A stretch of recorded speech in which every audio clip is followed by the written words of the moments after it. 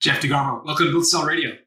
Thank you. Happy to be here. Yeah, so tell me about Cubic. How did you get into the business of marketing? So it kind of, I guess, happened by accident, to be honest with you. I was in the Navy for about 8 years, a naval flight officer. About the time that the internet started to get big and web design looked like something that was pretty interesting to me. And so I taught myself to do that while I was in the Navy. And then when I got out, I decided to forego the typical contractor route that most officers in the military go to post separation, and just kind of followed the web development path and ended up at an advertising agency literally October 1st, right after 9/11 happened. I was a 3-month contract to hire. I was their new web developer, and by Christmas time, right before New Year's, obviously that time, marketing, advertising, all kind of went away, and so they let go half the agency. So I was back out on my own doing web development. Actually ended up with my business developer who hired me on the contract.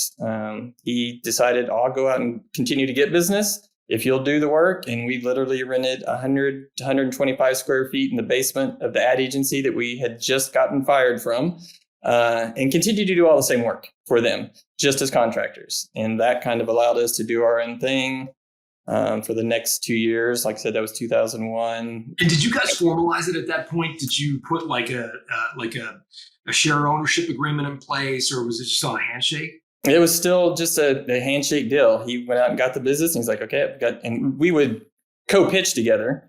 So, that part of the deal was there. But in terms of did we form an entity together, we did not. And what eventually happened is that we were getting some good work. And like I said, he was business development. I was kind of more coding, back end, not much design. And we actually partnered with another entity that had 3 partners that was more focused on the design side of things. And kind of how we really kickstarted into Cubic, which was November 2003, is that our 3 groups independently came together and did a website with a custom content management system for our local Chamber of Commerce and Convention and Visitors Bureau. We built that out, and a lot of people were like, when you guys work together, you guys do some great stuff. And so we got the idea, well, maybe we should formalize this. And that was the inception of Cubic. Hey, it's John. Listen, I wanted you to know about a resource you may not be aware of that helps you apply the kind of concepts in Built to Sell to your own company. It's called the Value Builder Score. It'll evaluate your company on the 8 factors that acquirers really care about when they come to buying a business and evaluating a company. You can get it exclusively through a Value Builder advisor. If you don't have one yet, go to valuebuilder.com/score. Tell us what industry you're in, and we will find an advisor who specializes in companies like yours. Go to valuebuilder.com/score. Wow. So you've got 5 partners. Did you guys each go 20% each? Or Yep, 20% each. There are 5 partners, 1 employee, other than the 5 of us. Probably started out with 90 to 95% web development. And for whatever reason, Tulsa has one of the most respected and largest chambers of commerce in the country. And after we built their content management system, which this was pre-WordPress, people weren't doing these sorts of things. They kind of gave us an in with a bunch of chambers of commerce and CVBs around the country. And that's kind of how we started. We did some obviously upfront project work, and then it was a kind of a maintenance and service agreement on the CRM side, or the content management piece. And we worked everywhere from Jacksonville, Florida to Beverly Hills, California on chambers of commerce and CVBs. So you guys became the gurus at chambers of commerce websites. That's really funny. Like talking about a niche within a niche within a niche. No kidding. So, but it allowed us to kind of have some of that recurring revenue, which all business owners want to find. Yeah. And that kind of ran the business and really allowed us to have the cash flow to maybe do some other things that were a little bit more exciting. And, over the next 16 years, we grew into a full service ad agency, pretty much doing everything but PR. And did some copywriting in-house, but copywriting is pretty specific. So we even outsourced some of that based on the topic and the type of content that needed to be written. But yeah, the inception was 90% web work, and then that just came a piece of what the agency did long term. How big did you get this company? 16 years on, like how big were you when you decided to sell? So when we sold, we were right around 21, 22 employees. At that time, we had 4 partners. We'd gone from 5 to 3 and back up to 4. And, revenues were north of 4 million total. And so it was a good sized business. And, we were trying to figure out how do we get from, 20 to 50. Kind of our goal was like 50 seemed like a good sweet spot. What was it about 50 that seemed like the right spot for you? I think, it would allow us to work with bigger clients. Like we wanted to work on big advertising agency of record type of accounts. We could do that with local companies, and we did some, across the country as well. But a lot of times when you're bidding on projects with kind of the bigger clientele and the ones that everyone knows about, they want to know how big your team is. And a team of 20 is not going to satisfy, Nike or Adidas. And not that we were ever going to get to that level, but it's like, that was the vision, is like, how can we work with these big brands? It's going to require some size and some capacity and the skills and expertise. And that wasn't going to happen with 20. Walk me through, so that's helpful. So you're north of 4 million, profitable. Like, what were your margins look like? EBITDA margins at that point? Yeah, I'd say probably about 20% plus margins. I'd say, when we sold, our revenue, like I said, was north of 4 million, and we were about 5.5 times EBITDA. So I felt like we got a good multiple at that time. But yeah, our goal, like I said, was to grow. And, one of the reasons we decided to go to market was we felt like we had reached the limit of our ability to grow organically. And initially it was just, how can we find an investor, which is all we went to the market looking for, to help us grow. There was not an intent at the outset to sell the business outright. Interesting. So you were like, let's go find an investor to help us go from 20 to 50 employees. Right. Walk me through the difference in your mind when you were looking for an investor. What was on offer? Like, were you all prepared to give up a little bit of equity in return for some cash? What was the ideal scenario for you? Yeah, the ideal scenario was probably when we first started talking was a minority investor, but we were all willing to give up equity equally to allow that investor to come in. And we were looking for someone who obviously had the network, which I think is being in Tulsa, Oklahoma. We're not in the big time advertising and marketing markets. So we were looking for an investor that could come in with a little bit of money to help us grow from, new hire standpoint, really, more than anything. But really, we wanted to tap into someone's network that has kind of been in the business for a while and could connect us to the types of clients we wanted to work with. And so were you looking for, when you say an investor, were you looking for someone that owned a marketing business that already had connections? Or were you looking for just a deep pocketed local resident that knew the Oklahoma business scene pretty well? I think the preference was at that time, even at that time, we were working, we had quite a bit of business outside of Oklahoma throughout the course of Cubic. So it was more someone that had the network connections within the advertising and marketing world, not necessarily someone who just had money to throw at us. We wanted that kind of expertise and knowledge and the network that made sense. I don't know that we would have just accepted someone that came in with the right amount of money that wasn't going to provide more than money. Right. Because I'm looking at this, and how much of the business were you willing to give up? How much were you hoping to attract in terms of investment? At that time, I think we had talked about, we might give up to 40%, just depending on the, who the investor turned out to be. And how much of the business, were you looking for that 40%? How much cash were you hoping to? At that time, I would say that we probably didn't know enough to even guess what that number was. We did, end up using a brokerage firm even to look for the investor. We told them at the outset that, the goal is not necessarily to sell outright. We would like to retain some equity. At that point, we talked about, still that 5.5 multiple, and then, willing to give up 40% or whatever that looked at to be. Got it. So, round numbers, you're $4 million more than $4 million in revenue, 20% EBITDA margin. So let's just round numbers, $1 million times 5. So you think the thing is worth around 5, right? And you're willing to give up 40% of that. Yep. A couple $1 million would have bought 40%. That's kind of where our head was at the start. Ish. Okay. Got it. That's helpful. And was that, a lot of people approach the market saying, oh, we're looking for an investor, when really they want an acquirer. But it sounds to me like you actually did want an investor. You didn't want to give up majority ownership. You wanted to find an investor, not an acquirer. That's correct. And even at the end of the day, when we started getting interest, several of the people that we ended up talking to, and I'd say we probably met in person with 7 or 8. The interest was far more than we thought it would be.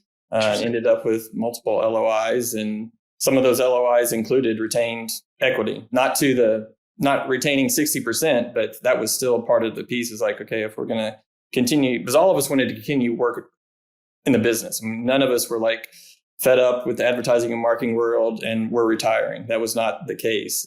All of us were like, let's do this in a way that we can continue to work with whoever the acquirer is or the investor. And so we looked at offers that were, 100% to ones that were more like, I think 80% was one of the LOIs that we looked at. Interesting. I want to get to that. But before I do, though, so there's 5 partners. You're all equal partners at this point, 20% owners? Yeah. So at that time, we were down to 4, but yes, all equal, 25% partners. 25% partners. Okay. And you know what it's like with service businesses? Sometimes if you've got a pretty cash efficient service business, you can withdraw a bunch of dividends. Yes. You're making $1 million, give or take. Are you putting $250,000 in your jeans every year? So you're basically already paying yourself, or is the business thirstier than that? In other words, you're not able to kind of dividend out all that money. You've got to kind of keep reinvest. Where are you guys at? I would say we were fairly healthy. I would say somewhat conservative. Part of my role, even though I was more on the technical side, and my title was Chief Technology Officer, but I also did all the financials, and so ran it pretty efficiently. But yeah, we did the typical. We were an S corp, so we had about a 50% split between our W-2 salary and the regular distributions that we'd give ourselves, and then based on the performance of that year, there might be another distribution at the end of the year. But yeah, I would say that we were easily taking a couple $100,000 out of the business each per year, which was nice. And to add on to that, the same 4 partners that were at the end of Cubic also created a property management company and bought the building that we operated out of. So we were also paying ourselves lease rates to another business that we own together to build investment that way as well. Interesting. And did you all have the conversation as a leadership team, as an ownership group? Hey, why don't we forgo the extra kind of compensation, stick with our base salary, and grow without selling equity? Like, was that a conversation that you all had amongst yourselves? Because you're clearing 200, yeah. But maybe you take home 100 and reinvest 100 to grow. Was that a conversation you all had? I think because, like I said, it was 4 individuals, everyone's at different places in life too. It wasn't like we were all the same age and kind of all going through the same things. It made it harder to do that because if one person had that idea and they were okay with it, the others were kind of already living off their lifestyle. It was already matching up with what they were taking home. Yeah, a little. So it was harder to go backwards. But I know exactly where you're going, and that's one of those things. Looking back, I was like, that probably would have been a smarter path. But again, even if we would have gone that route, reduced what we were taking out of the business and reinvested it, I think we still would have missing the piece that we wanted the most, which was someone with connections and someone who had experience in the network that could give us advice on how to grow it. I guess we could have used that money to go out and pay someone to do that, but I felt we wanted someone that was had a little bit more skin in the game. And so you went to the market looking for, quote, an investor, and you had a lot of interest. Walk me through, was everyone looking to buy the business, or were there some, in fact, people willing to take a minority investment?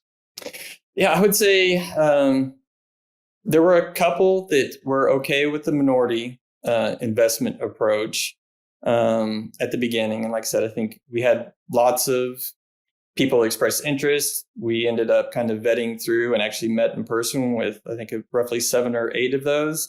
Of the 7 or 8 that we talked to, only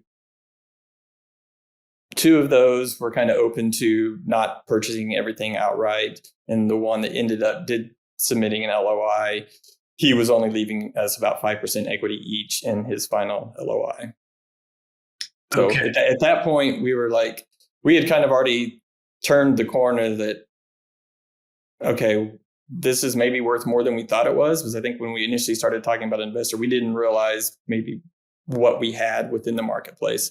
We didn't expect the value to reach the level that it did. And I think, kudos to the brokerage firm that we're using. They found a lot of good options for us to talk to. And so I think we quickly kind of thought, well, if we can sell this and work into some sort of long-term employment agreement where we continue to get to work in the business and continue to get to grow the business, but we kind of get a cash out, we became open to that. So at that point, we told the brokerage firm, we're willing to look at any and all offers regardless of equity. Okay. And how did their approach change when you made that declaration? I think it allowed them to say yes to a lot more people that maybe on the buy side that, the buyers that they were vetting, allowed us to talk to more people, I think, because they weren't excluding people that maybe were like, well, we just want to buy the whole thing. You mentioned you sold for 5.5x EBITDA or thereabouts.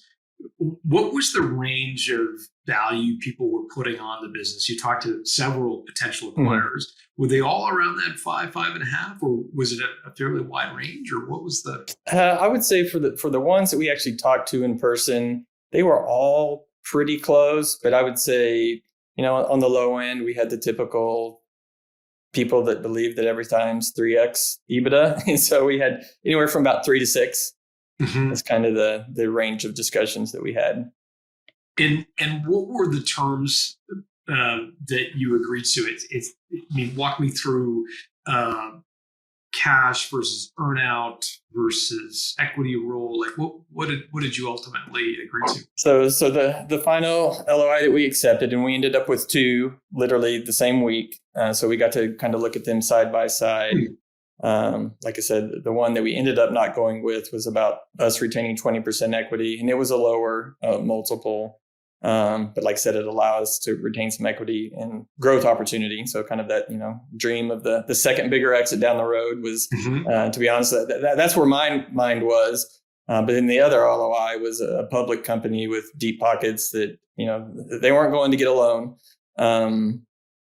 And the final structure of that deal ended up being roughly 50% cash up front and about 50% in an earnout.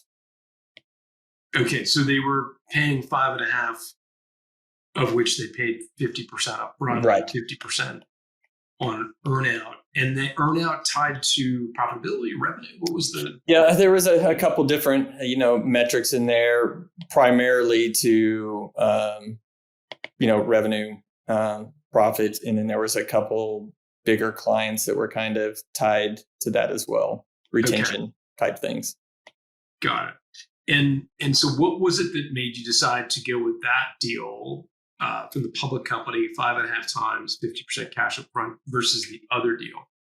I would say, from the discussions of the 4 of us, like I said, I was probably leaning a little bit more towards the company where I'd retain some equity, might get a future bigger exit down the road. But I think just the safety maybe of the public company kind of swayed the votes that way. How are they planning to treat you as employees? So initially, all of our employment agreements were basically in the same roles that we had, because all of us were, 100% in the business.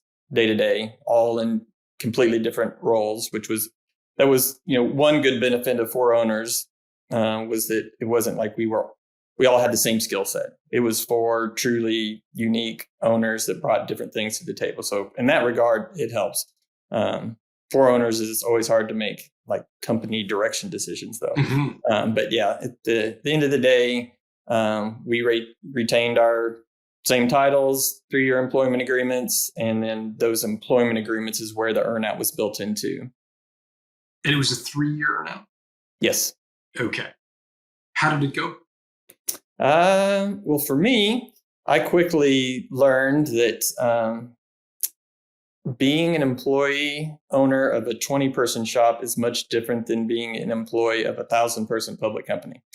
So I actually had my employment agreement bought out 9 months after we were sold. So we sold in April 2019, and December 31st was my last day of 2019. What does that mean, bought out? How did that work? So one of our concerns with putting the earnouts in employment agreement is like, well, what if day 2 they decide we're going to fire everyone? So we put some metrics in there that provided some protection to both of us. So it allowed them the opportunity, if things weren't working out, that they could let someone go, but they couldn't get out of necessarily paying them what they would have been due via the earnout if they had stayed. So the earnout was, like I said, written in a way that you still received a portion of it regardless of how you left within those first 3 years. Okay. And so it was obviously less than the full earnout if you left early, but you didn't just lose out completely. Do you mind sharing what proportion of the earnout you were entitled to after? It was roughly 50%. Oh, okay. So not bad. Yeah, it wasn't bad. Yeah. Yeah. So, okay. So let me see if I get this straight. So 50% cash up front at closing, and then your employee, you hated that. And you're like, another bogey out there that I could, if I stuck around, I could maybe get, but I could get half of that if I just bailed now. Yeah. Yeah. And you and I think my particular position was a little bit different than the others. The other partners, one was business developers, so critically important. One was the chief creative officer, so he wasn't going anywhere because they specifically bought our business because they needed the branding and messaging and creative aspect that they didn't already have within their business. And then the other one was kind of brand and messaging. So they had critical roles and were leading teams. I kind of was the handyman, so to speak, where I led the development team. But I also I acted as the CFO, I acted as the COO, I did accounting, payroll, all the HR stuff, even to the point of, putting a PO in place. So I kind of managed all of the more administrative and operations tasks, which when you get bought by a public company, they have those people in spades. So a part of me, my decision was also kind of seeing the writing on the wall that the roles that I fulfilled would not be hard to replace with people they probably already had there and people that already had long-term tenure. Now, I will say that, one of the good things that we did negotiate is that because we got bought into a public company that had tenure and things like that, we maintained our 16 years tenure within the new company. Right. So I don't know what it's like in Oklahoma, but that would entitle you, I think, to some severance if they let you go, right? Yeah. And so that was part of kind of the earnout document kind of included that within there. Got it. Well, I appreciate you sharing all the detail. It's really helpful. Again, a lot of our listeners would be very similar. They're in service businesses. They might have a partner or two, and trying to stick handle this is tricky, especially when there's partners at the table. Were you all generally in agreement, or it sounds like maybe there was a little bit of, I don't know if dispute might be too harsh a word, but that maybe a bit of disagreement at the stage of selling. Maybe walk me through and maybe take me inside some of those conversations. What were they like amongst the ownership group as you evaluated? Yeah, I would say in terms of like the feelings about specifically the two people who submitted LOIs, I think in general, we both liked the people in the companies behind those offers quite a bit. It really came down to, more personal situations and what each person felt like, this LOI served their individual goals more than this LOI did. And, so we had pretty good conversations about that. And like I said, three of the four partners had been together since the beginning. The one that we added had been there 6 or 7 years. So we knew each other pretty well, and we had done a lot together. And, in terms of being able to work together at the partnership level, we actually did a pretty good job. Like most people were like surprised that four partners could get along as well as we did. I mean, sure, did we have disagreements, but it's disagreements on like, are we going to track time or not track time? I mean, stuff like that. But at that level, I think we had a pretty great personal understanding of where each person was in their lives and what was important to them. And, we were all of the mindset that we're going to evaluate each offer. We'll talk about the offers, the pros and cons, and then we'll individually come to the table with a vote. And that's basically how we did it. It was unanimous vote. And I was going to say, was it a unanimous vote in the end? Well, it was, I should not say, I was pretty much okay with both of them. I probably was, like I said, leaning more towards the retained equity piece, but it wasn't hard for me to see that the others were, they were very heavily leaning on the full buyout, and there was no point in standing in the way. So, if we were to actually like hold a vote, I may have started the first round of voting with voting for the LOI where I retained equity. But at the end of the day, it wasn't neither one of them was bad. And so it wasn't like critical for me to really push in that one direction. Would I have liked it more? Maybe. It's funny. We talk a lot about this idea of if you're going to partner with somebody, it's ideal if you can kind of be at a similar stage and age with your partner. I did an interview last week with a guy who's quite significantly younger than his 50-50 partner in a growing business. And so they're writing to the wall that the older partner will want to leave soon. And that's going to put him in a tight spot because he's going to have to effectively buy him out. Whereas similar, we've talked about situations on the show in the past where you've got one partner who's very wealthy and another partner who is more the operator. And of course, that creates all this tension because the operator wants their brass ring. They want their shot at financial independence. Whereas the wealthy, investors like, it's not going to be meaningful to me. Right. And so it creates this natural tension in the deal if you're not at sort of similar stages. Yeah, agreed. Yeah. Interesting. Well, I appreciate you sharing the story. Are you up for a quick lightning round of questions that I usually ask everybody, and be good to just get a quick answer on each? Let's go for it. I'll do my best to be quick. Well, you've been great so far. Okay, so you talked to a bunch of potential acquirers, some minority, some majority. What was the slimiest trick someone tried to play on you to prey on your relative naivete about the process? Gosh, I don't know. I don't really feel like anyone was necessarily slimy. I will say that, even the one that we went with, because they were so sophisticated, we were the fifth company out of 7 they ended up buying to kind of build the business they were trying to build. They were obviously able to present information, had inside-outside counsel, had inside-outside CPAs, just at a level that was maybe above our heads. And to be honest with you, probably above our broker's head in some situations, even though they were a pretty big firm. So I don't know that I would necessarily say it's slimy, but there were some nuances that we probably didn't understand in the way that they looked at the financials that maybe we could have done better for ourselves, specifically within the structure, because the earnout piece actually came, that was like right. We had talked about a lot of things, and it was right at the end, like right at either the final LOI or right after we signed the LOI. It's like, okay, we're going to move some of this to earnout. So I would say that just the structure changed in a way that maybe we weren't anticipating. And I think it's just because of the sophistication of the buyer compared to us. So let me get this straight. So they got you to agree to a price 5 times EBITDA or whatever, in that range. And then after you agreed, they kind of changed the yes, but initially we were thinking, the 5.5 times multiple was an all cash deal. Yeah. And then the earnout piece kind of came after we had kind of agreed that theirs was the direction we were going to go. So we kind of felt a little bit obviously you can always go back to the table pre-closing, but we felt like we'd gone so far down the road that we kind of just saw it out to the end. In retrospect, knowing what you know now, do you think that was disingenuous? In other words, they kind of always were going to play that card. They just chose not to tell you until you were sort of a little further along.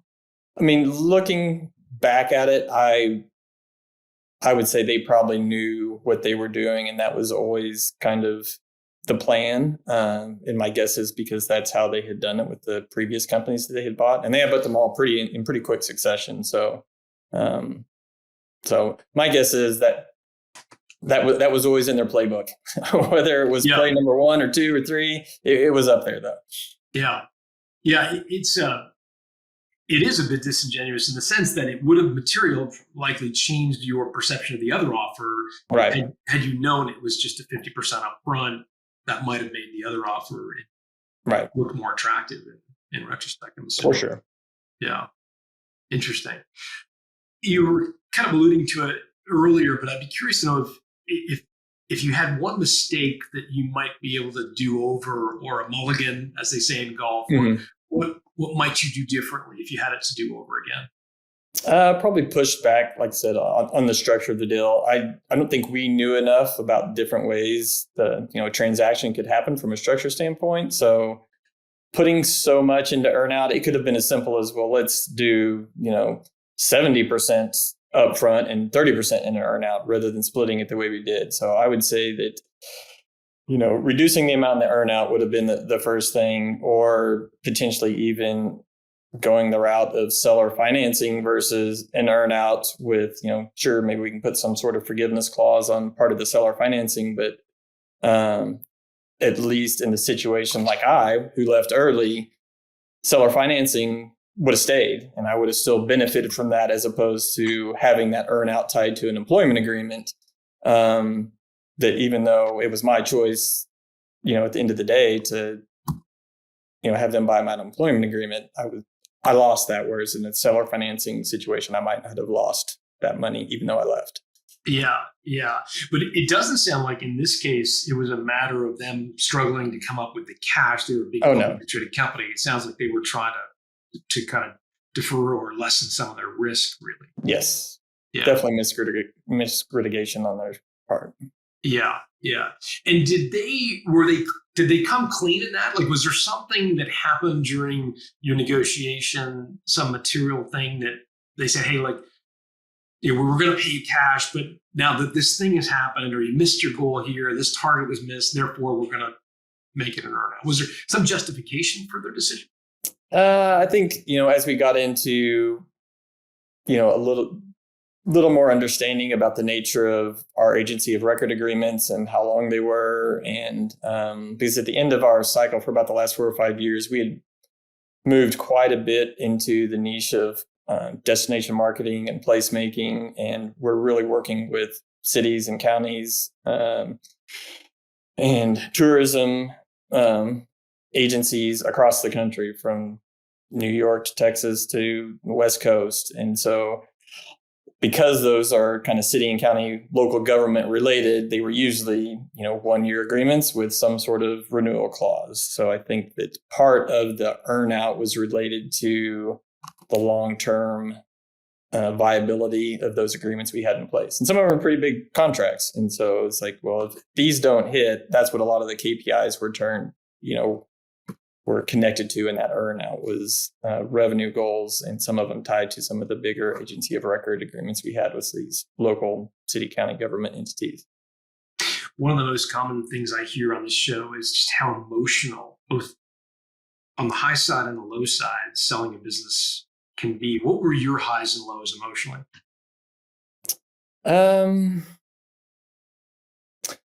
The lows, I think, and I wouldn't say this is like super, but just as the deal kind of changed, and I felt like it went, less and less in our favor. Part of me was like, man, I should have stuck to my guns on going with this other LOI at some stages. So I'd say, from a low standpoint, is like, did we make the right decision? And the highs were just, it was exciting. I learned a lot. I actually came to love the whole due diligence and learned a lot about the M&A process, so much so that that's what I ended up doing after I left. So I'd say that was a high, just kind of a lot of good self-reflection that kind of led to my next career. And it was exciting to think that, it was always a big responsibility for me to be responsible for, 20 other people's livelihoods and their families and how they paid their bills. But then to think back and say, okay, we built this business from literally nothing, from the days that I pulled money out of my own personal checking account to pay payroll in the early days, just so we could continue to operate, to selling something for 5.5 times a pretty healthy EBITDA. So that I'd say was the high. Did you buy yourself a trophy to commemorate the win? Trophy. What did I do? Gosh, I don't even know that I did. I was so focused on, what was next, that I don't know. I didn't really buy anything specific. I think I really just reinvested it, to be honest with you. I give you permission now to go out these years later and buy now, something. I will tell you that I kept the money because especially when I kind of saw the writing on the wall that I was probably not going to be staying for the 3 years. I always knew, and part of that was like, I'm just not built to be an employee. I've never really, other than my time in the Navy, I've really never been an employee. So I knew I was going to do another business at some point. So in the back of my mind, it was like, well, I just need to keep this money. So when it comes time to invest in something else, and actually I ended up investing in a couple of franchise locations, which oddly enough timing, in 2 days, I will be selling those. Oh, wow. Congratulations. That's awesome. Yep. Were there any resources that you turned to for sort of learning about the M&A process as you're going through this? Were there courses, lectures, YouTube channel? Like, is anything you could put our listeners to that might help them get ready to go to market? At the time, it would have just been some online research into, industry multiples and things like that, looking at other businesses like ours. Mm-hmm. But in terms of actual resources, we relied pretty heavily on the opinions of the brokerage firm that we used. So, looking back, that's probably something that probably should have spent a little bit more time looking at. Now, I did look at a lot of different ways to value companies, trying to make sense of how they were valuing us to see if that made sense compared to the way the brokers did it. So, but in terms of, resources out there, at the end of the day, finding a good broker for most people is probably the best resource. Is a broker you can trust that has the experience selling your type of business in the markets that you want to sell in. I'd say that's a pretty critical. Yeah. I often say you wouldn't sell your house without an agent. I mean, most people wouldn't. Of course, there are some physical sellers out there, but it's your biggest asset. It's an emotional sale. So having an advisor, an M&A professional or broker, I think makes a ton of sense. So that's great. Where can people learn about you now? What are you up to now that you've sold? Now you're selling the franchises. So I'm assuming you've got even more time in your hands. What are you up to now, and where can people find you online? Yeah. So, like I said, I kind of fell in love with the process, and I mentioned that my exit from the Navy into the advertising and marketing world was great timing right after 9/11 happened. Well, I exited into being self-employed again in January, February 2020, right as COVID hit. So it's kind of like perfect timing. And at that point, I was like, I'm just going to continue to do some consulting with some friends and family and former clients, past clients, and kind of did that. And I actually got into franchise coaching because I had a friend who was in my CEO Roundtable group that had a franchise system with about 160 franchisees. And so she connected me with some broker network. So that was kind of my first step into consulting in the entrepreneurial space, was helping people look at franchises that might be a good fit for them. Over the course of 10 months, I found one that was a good fit for me and started a couple locations in 2021. And what franchise did you buy? What's that? What franchise did you buy? A stretch lab location. So assisted one-on-one stretching. It's kind of I've heard about this. Yeah. Similar to physical therapy, but not with not with doctors. It's just more of a maintenance and injury prevention, and I've heard about flexibility, mobility, just kind of more of a a way to improve your life along the way and allow you to function better within your daily activities. So really kind of love the health and fitness space in general. That was just a personal passion. So it allowed me to start a business in that space, which I've enjoyed.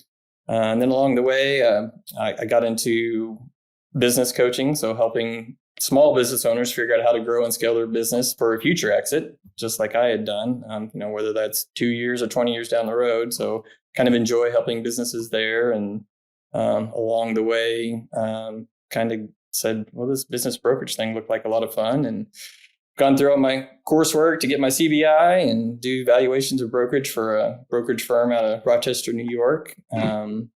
So basically, I kind of serve the entire gamut of the entrepreneurial space, and even my volunteer work is with an organization called Owners in Honor, which is in the entrepreneurship through acquisition space. And it's really helping veterans from learning about entrepreneurship to helping them develop a buy box, buy a business, and then help coaching them through growing it to a future exit. So say the name of that again, Jeff. Entrepreneurship through Honor. It's Owners in Honor. So it's started by a veteran in the Special Forces area. And like I said, we're focused on the ETA path to business ownership and just helping veterans navigate that path from beginning to end.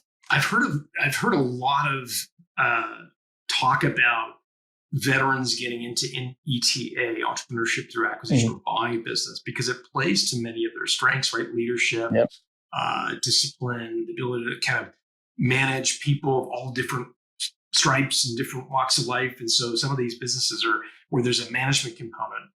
Oftentimes people who have military service are in a great spot to run. I'll check that out. Owners in Honor. And where can people learn more about you, Jeff? Are you a LinkedIn guy or Instagram? What's the best social? Definitely on LinkedIn, but I do have a website that kind of talks about all the different entrepreneurship areas that I work in, and it's just simply jdegarmo.com, jdegarmo.com. Awesome. And we'll put that in the show notes along with your LinkedIn profile, Owners in Honor, and some of the things we talked about today, all at builttosell.com. Jeff, thanks for doing this. All right. Appreciate you.